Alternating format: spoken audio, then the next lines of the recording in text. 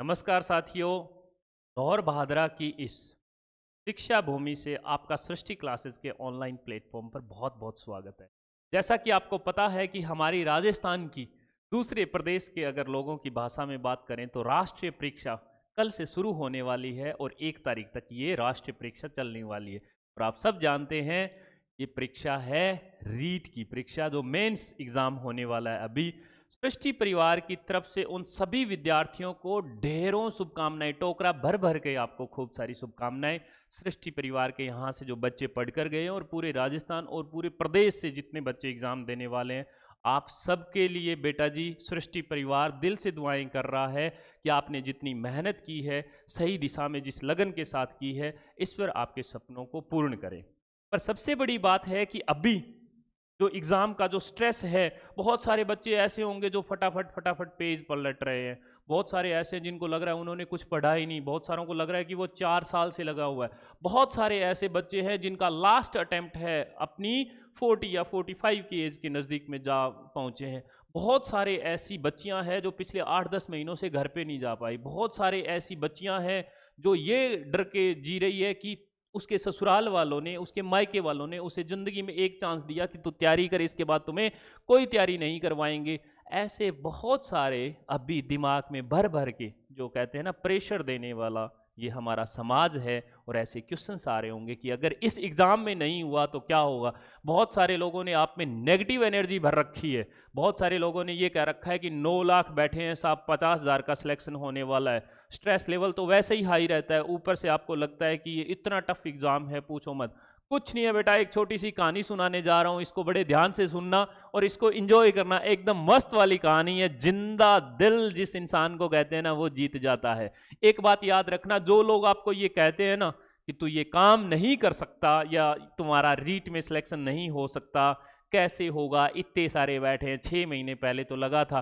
बेटा किताबें बंद कर दो, जितनी तैयारी होनी थी हो चुकी है। आखिरी रात आपको क्या करना है मैं बताता हूँ इस कहानी के साथ।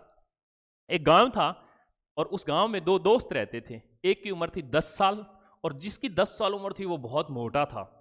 और एक की उम्र थी 5 साल और वो बहुत पतला था, बहुत सा पतला। आधी उम्र के बच्चे, दोनों खूब अच्छे दोस्त से, सारा दिन एक साथ खेलते कूदते भागते दौड़ते चारों तरफ ऐसा ही करते।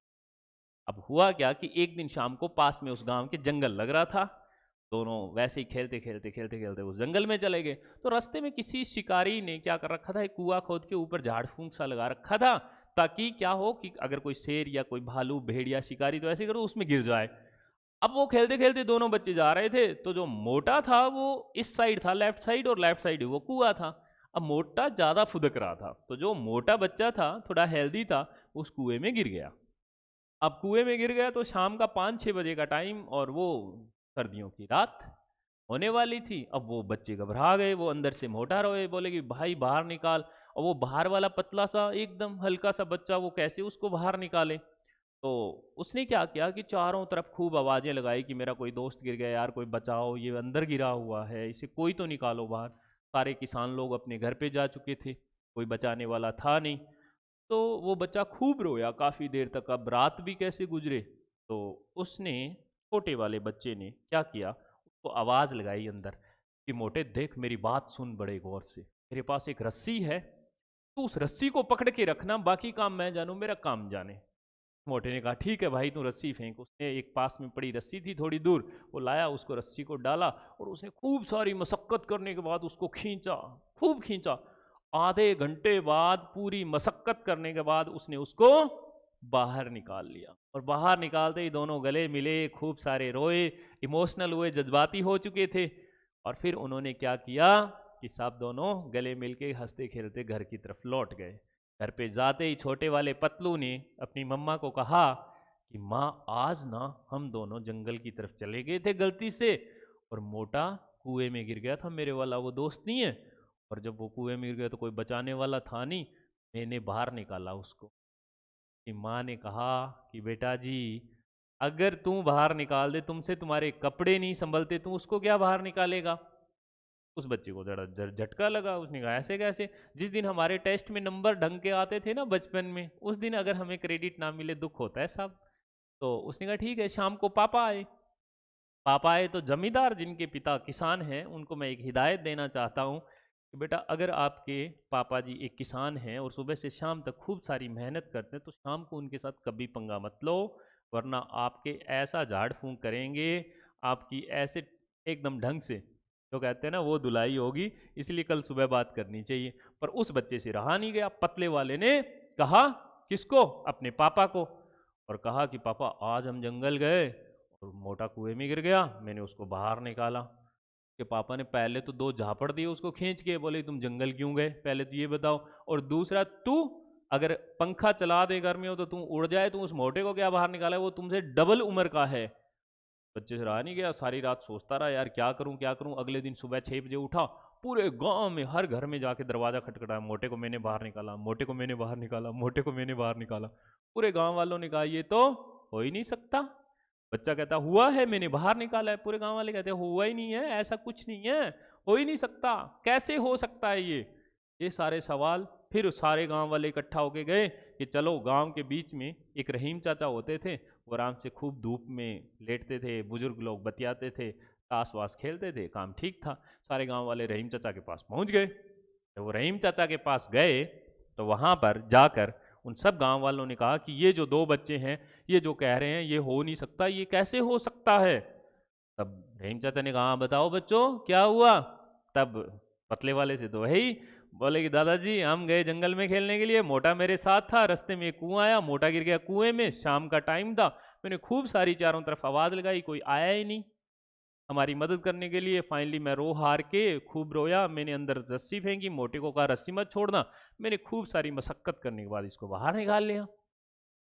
अब साहब रहीम चाचा ने जो जवाब दिया वो ये था, बोले बच्चे बता तो रहे हैं, ये बच्चे बता रहे हैं ना कि कैसे निकाला। गांव वालों को कहा तुम्हें समझ क्या नहीं आ रहा, ये कह रहे हैं ना बच्चा कि मैंने रस्सी फेंकी, वहां पे कोई था नहीं, मैंने बाहर निकाल लिया, ये वो फला।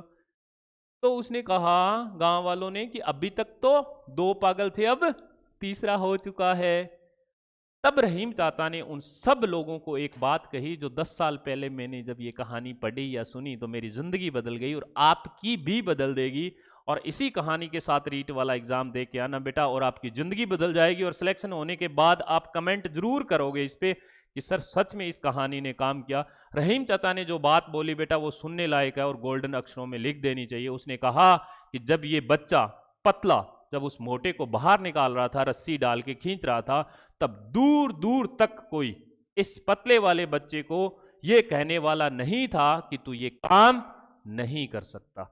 जिंदगी में बेटा जितने भी लोग हमारे चारों तरफ है ना, वो सारे नेगेटिव हैं। और वो जो नेगेटिव लोग होते हैं वो हमें जो नेगेटिव एनर्जी देते हैं वो हमें हमें हमारे मकसद से पीछे धकेल देते हैं। आपको जो ये कहने वाले हैं ना, भगवान ने 2 कान इसलिए दिए हैं, इधर से सुनो और इधर से निकाल दो। सिंपल सी कहानी है। और मस्त होके रिलैक्स होके सो जाओ, और सोने के साथ नींद पूरी करना एग्जाम से पहले दिन। कोई कहता है वो थोड़ा शॉर्ट नोट पढ़ लो, कोई कहता है ये कर लो वो कर लो, मैं कहता हूं कुछ मत करो। मेरे एक सीनियर थे जिनके इतने हाई मार्क्स आए थे ड्रग इंस्पेक्टर में, मुझे आज भी याद है वो रात कि उस रात को वो इंसान सो नहीं पाए थे। आज वो गवर्नमेंट एम्प्लॉई है बीकानेर में, फार्मासिस्ट है, पर वो ड्रग इंस्पेक्टर बन जाते सिर्फ एक कमजोरी की वजह से कि साहब वो नींद नहीं ले पाए। ये मैंने देखा है अपनी आंखों से लाइव।